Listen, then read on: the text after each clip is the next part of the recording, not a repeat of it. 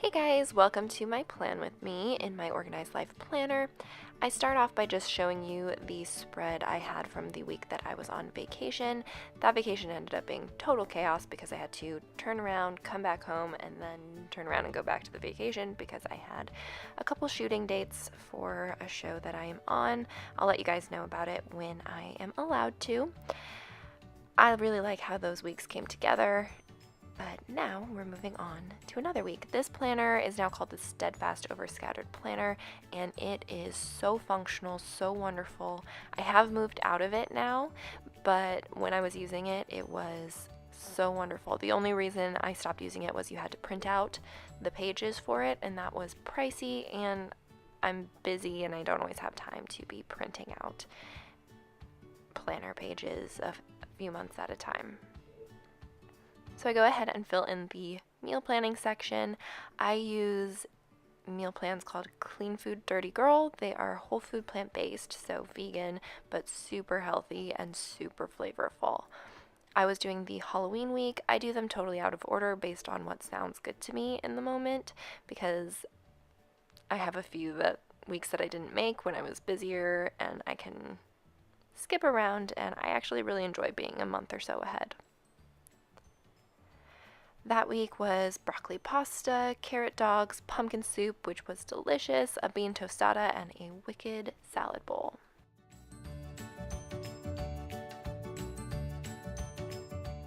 Then I go and start working on the to-do lists. She splits it into home and personal, I believe, and I split it into work and home / personal. You can see this is a bit of an outdated video. I was putting down decorating for Christmas.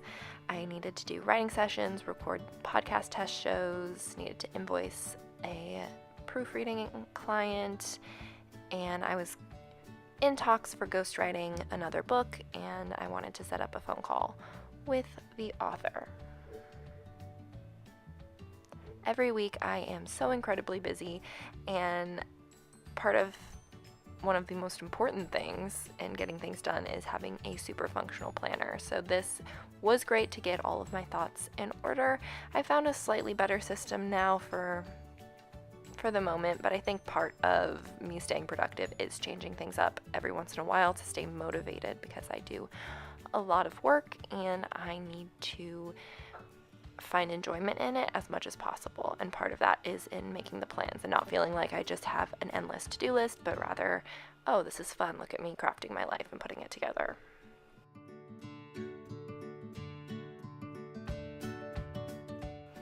The sticker at the bottom says, you get what you work for and get to work.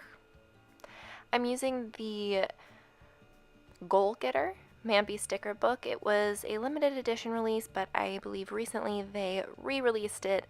Those stickers are super functional, super wonderful for if you're setting goals and trying to go into business.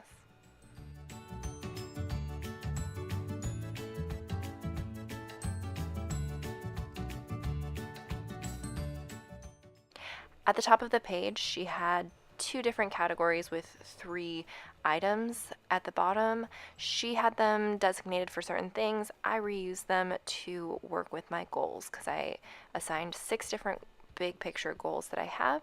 So I wanted to assign 3 tasks or 1 task a week for each goal.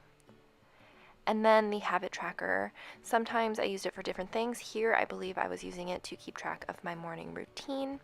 I really love that she has this here. It really works well, this planner, with the Fly Lady system because there's the daily tasks, there's the daily chore, and then there's the household list on the previous page. So you can really keep track of the Fly Lady system. So if you are interested in that, a planner that works for that, this is a great choice.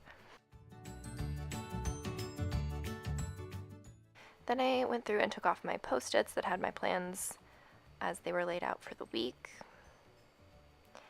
The to-do lists for this sticker book fit pretty well in this to-do box, so I decided to use them and just add a little bit more flair to each section, decorate it a little bit more.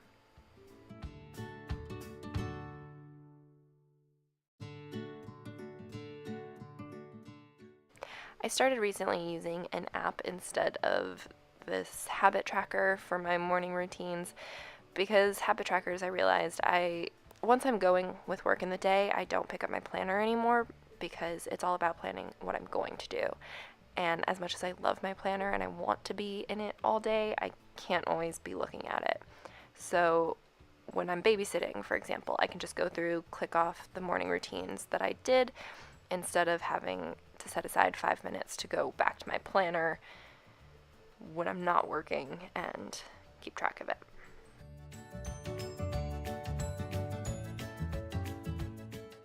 So I write down my babysitting days and put in some today headers. I had to babysit on Tuesday from 4:15 to 8:15. That's one of my most common work shifts, is the 4:15 to 8:15 for that client. And I had a phone call with the new ghostwriting client. I'm getting better at client phone calls. When I first started out, it was always super stressful, but I'm more experienced now, and I feel like I know what I'm doing when I'm going into those calls, more so than they do. I used to feel like they had all of the edge because I want them to hire me, and it's super stressful, but we all just want to create and get our words out there, so.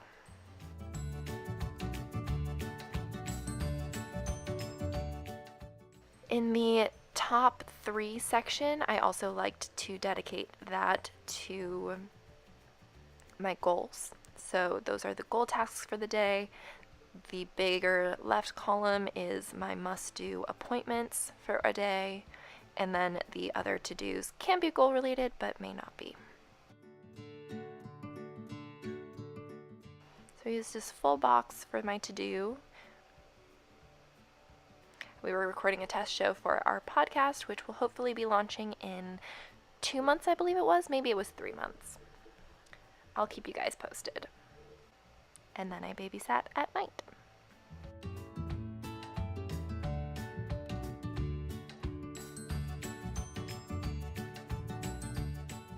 I've been listening to a lot of really great podcasts about social media marketing and starting businesses and film production and podcasting and all the stuff that I've been trying to launch on my own.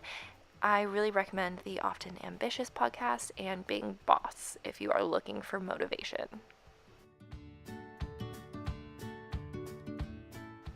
I don't know if any of you are Twin Peaks fans, but Lex and I had been rewatching the entire series, including the movie and the newer content. It's a super great show, but it's not for everybody.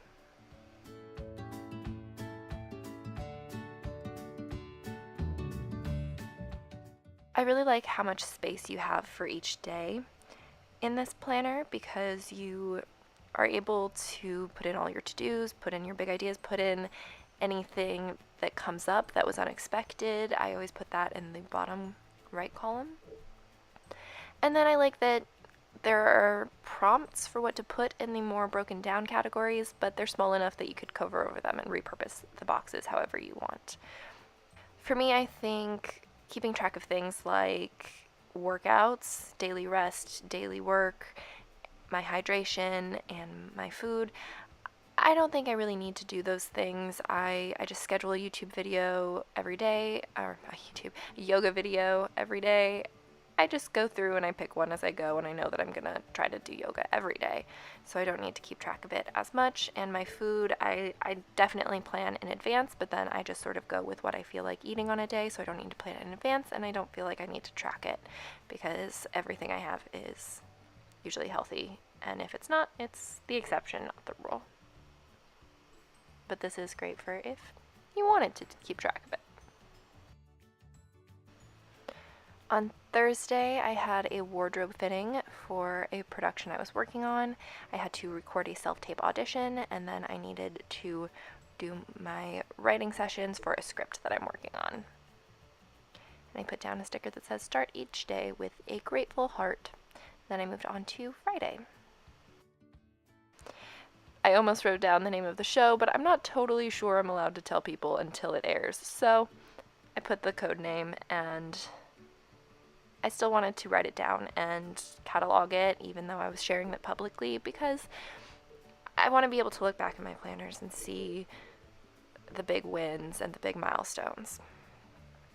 These bars that I just put in that horizontal box are supposed to be vertical in the Happy Planner, but they fit so perfectly. So that is it for this week. It was super quick wrap up. I didn't end up filling in Saturday and Sunday because I didn't really have plans on those days and I wanted to just take it easy after a super productive week. Thank you guys so much for watching, and I will talk to you again soon. Bye.